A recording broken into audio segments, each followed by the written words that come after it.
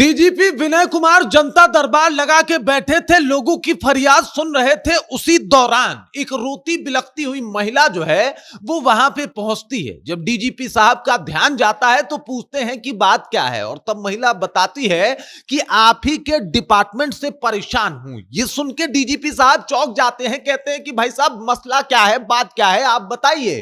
और फिर महिला बताती है कि मैंने जिससे शादी किया था वो एक एसआई था, यानी बिहार पुलिस में जो है वो दारोगा रैंक का एक जो है वो पदाधिकारी है, और वो जो है वो अब दूसरी शादी कर रहा है। जब मेरी उससे शादी हुई थी तब वो दारोगा नहीं बना था, लेकिन शादी के बाद वो दारोगा बन जाता है, और दारोगा बनने के बाद अब दहेज की वजह से दूसरी शादी करने जा रहा है, और उसने दहेज की रकम भी ले रखी है। ये सुन के एकदम से जो है वो डीजीपी साहब का जो पारा है वो 7वें आसमान पे पहुंच जाता है, और तुरंत वहां के एसपी साहब को ऑर्डर देते हैं कि भाई साहब इस इंसान के ऊपर तुरंत से तुरंत कार्रवाई की जाए, इसको बख्शा नहीं जाए, इसको लाइन हाजिर नहीं करना है बल्कि इसको जेल भेजना है। इस तरीके का एक वाकया सुनाने के बाद कहते हैं कि ऐसे लोगों को समाज से बहिष्कार कर देना चाहिए, ऐसे लोगों को शर्म से डूब मरना चाहिए जो लोग इस तरीके के काम को जो है वो अंजाम दे रहे हैं।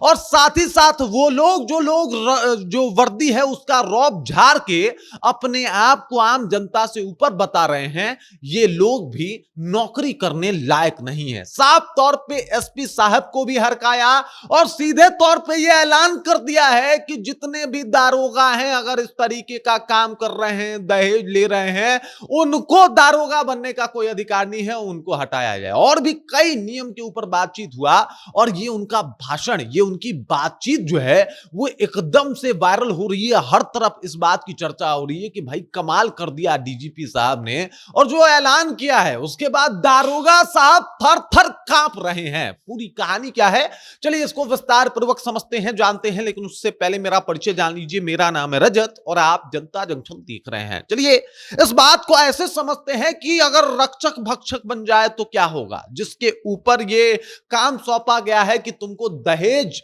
अगर किसी समाज में लिया जा रहा है, कहीं पे लिया जा रहा है, तो उसको रोकना है। अगर जो ये रोकने का काम उठाया हो वही दहेज लेते हुए पकड़ा जाए तो उसके साथ क्या करना चाहिए, जरा विचार कीजिए। और ऐसे ही कुछ पुलिस वाले हैं साहब, सरकारी नौकरी पा लेने के बाद उनको लगता है जैसे कुबेर का खजाना ही हाथ लग गया है, और फिर किसी बेटी के पिता से सारा का सारा पैसा ऐंठ लेना है, वसूल लेना है, और इसको लेके तमाम तरीके के हथकंडे अपनाते हैं, और दहेज के नाम पे, गिफ्ट के नाम पे लाखों जबरन एक बेटी के बाप को देना पड़ता है। इस तरीके का सिचुएशन होता है, और दारोगा बनने के बाद तो रंगबाजी एकदम से अलग ही लेवल पे पहुंच जाती है इस मामले में, दहेज के मामले में। अब देखिए इस बात को लेके जो है वो साफ तौर पे डीजीपी विनय कुमार ने यह हिदायत दी है कि अगर ऐसा कोई करता हुआ दिखाई दे तो उसको छोड़ना नहीं है बल्कि उसके ऊपर कार्रवाई करनी है। उसको जो है वो लाइन हाजिर या सस्पेंड नहीं करना है बल्कि उसको सीधे जेल भेजना है, और इससे नीचे कोई सुनवाई होनी ही नहीं चाहिए। सोचिए ये लोग समाज के कितने अभागे लोग हैं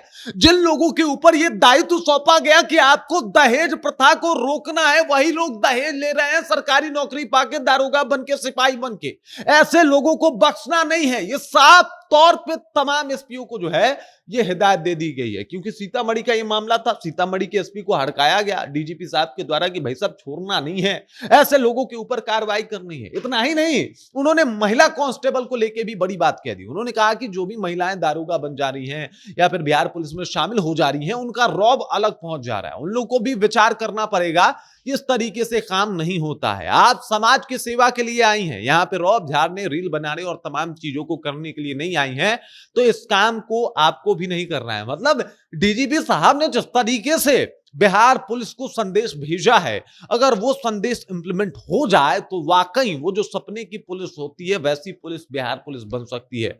मतलब नैतिकता कितने ऊपर लेवल पे चला जाएगा ये जरा विचार कीजिए। और डीजीपी साहब ने साहब कहा है कि भाई साहब ऐसे लोगों की आवश्यकता बिहार पुलिस में है ही नहीं, इनको पहले कलम से बर्खास्त करना चाहिए, इन लोगों को जेल भेजना चाहिए, इन लोगों को साथ में रखने की कोई आवश्यकता ही नहीं है। और डीजीपी साहब के इस आदेश के बाद तमाम पुलिस महकमे में जो है वो एकदम से हड़कंप मचा हुआ है। इन्होंने भी कहा है कि 2 दर्जन से अधिक ऐसे लोगों को जिन्होंने दहेज लिया या फिर जिन्होंने मतलब पहली शादी कर ली और दारोगा बनने के बाद दूसरे शादी के फिराक में लगे हुए हैं, ऐसे लोगों को कतई बर्दाश्त नहीं किया जाएगा, बल्कि ऐसे लोगों को तुरंत से तुरंत जो है वो जेल भेजा जाएगा, ऐसे लोगों पे कार्रवाई की जाएगी। और तब से दारोगा साहब के हाथ पांव फूल रहे हैं, उनको पता चल चुका है कि भाई साहब ये करेंगे तो अब आप ड्यूटी नहीं कर पाएंगे, बिहार पुलिस नहीं बन पाएंगे। नैतिकता के आधार पे आप खुद छोड़ दीजिए, वरना डीजीपी साहब धक्के मार के आपको जेल के जो है वो जेल का दर्शन करवा देंगे। बाकी इस खबर, इस जानकारी को लेकर आप क्या सोचती हैं, आपके जहन में क्या कुछ चल रहा है, कमेंट कीजिए, अपना विचार हम तक पहुंचा दीजिए। बाकी आप देख रहे हैं जनता जंक्शन और मेरा नाम रजत है।